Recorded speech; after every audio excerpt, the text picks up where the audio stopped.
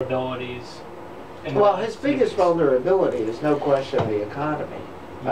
Look, no president has been re-elected with greater than 7.8% unemployment.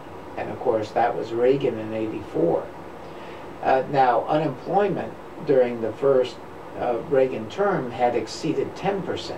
So it had come down pretty sharply. In fact, even if you go back and you look at, 1982 or thereabouts, Reagan was actually tied, slightly ahead, or losing to Mondale in potential election matchups, so based on the economy. People sense that the economy was improving, even though unemployment was still high, was pretty pronounced.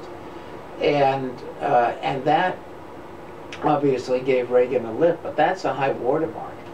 We have unemployment at 8.1, 8.2, but exceeding 8% for most of Obama's term. So, if Obama is reelected, I'll just underscore the if. I think if I were writing about the campaign, which I actually will be doing, my first sentence about the election would be, it wasn't supposed to end this way. Because no president has been reelected with that high degree of unemployment. And again, looking at the polling, when you look at, his job approval rating, which is generally in the high 40s, and it's been very consistent. So you look at that and you say, well, there you go. That shouldn't be. Now, why did this happen? I think one answer is, well, it happened because of Romney, as a candidate, and his flaws as a candidate, which we've talked about. And I think the other, I think there are some other aspects as well that play into this too, in terms of overall public perceptions of the Republican Party, which are also negative. And that was very true in 2010 when they took control of the House, because what was happening even then is that their favorable, unfavorable ratings were upside down. And what I mean by that is, more people viewed the Republican Party unfavorably than favorably. Now in 2010, the Democrats were also upside down. They were viewed unfavorably. So how did the Republicans regain control of the House? Because, the people voted for a party they didn't like, but they liked the Democrats even less. I see. And I think what happened is that the Republicans overreached and basically sort of misinterpreted the mandate. The mandate was basically to the president, slow down the health care. You're moving too fast. You're not listening to us. We are worried about the debt. But it wasn't it wasn't a mandate for obstruction. And I think that that's hurt the Republicans, no question. And then the whole debt ceiling debate hurt. Don't you think in that regard it's both sides not talking to each other? It's not just Congress not cooperating with the president, it's the president not cooperating with the Congress? Well, that's what the Republicans will say, and they may be right about it. What Obama's done pretty effectively is, I think, communicate to the public that I'll listen to anybody, I want to work with people, I want to bring people together. And his problem is that he has failed in that, in doing that, and that failure is also a vulnerability for him. And he has to say to voters, why would the next 4 years be different than the last 4? And I think that will be a big challenge for him in the debates. Now, just kind of, a couple last questions here, Dr. Sure. White. Now, we talked about the debate a little bit. Now, what in this first debate, come Wednesday, what do you expect to see? I do expect to see two very good debaters, despite what they say.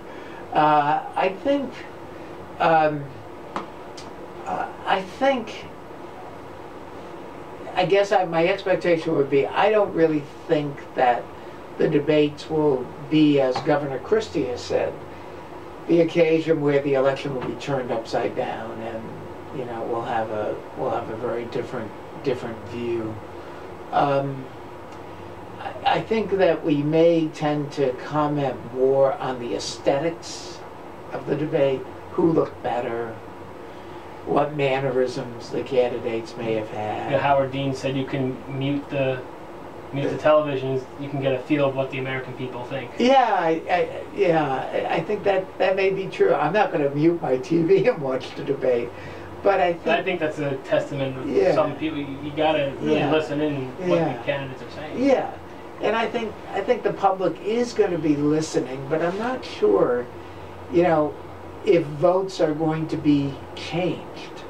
My sense of it, particularly, as we're exposed to all these advertisements and whatnot in the swing states, is that there has been a kind of coming to judgment, and maybe the debates will ratify that judgment. I think the best that can happen for Romney is that the debates give people pause. And that's probably about the best that he can do at this point. And then have the two other debates that cause people to say, I need to think about this again. And then come to a different kind of judgment. I mean, there are some people that think this election is like 1980, where we had the debate between Carter and Reagan, and then, the Carter campaign collapsed, largely because of the economic situation the country was in. I don't think that comparison is quite apt, because we're so polarized now. I mean, remember, Reagan got 1 in 4 Democrats to vote for him. That's not going to happen this time for either side. There aren't any Obama Republicans. Charlie Crist. Charlie Crist, who's now an independent. Is now an independent, right? Absolutely. But Romney is on track to get about 93% of the Republican vote, which is what McCain got. Obama's on track to get about the same number, or 90% of self-identified Democrats. So, there just isn't that kind of crossover. Right. Now, your friend and colleague, John Zogby, he has no idea who's going to win the election. Now, cards on the table. Do you have any sort of prediction who's going to win? I think Obama's going to win. But it's not because I'm looking at national polls. I'm looking at the Electoral College.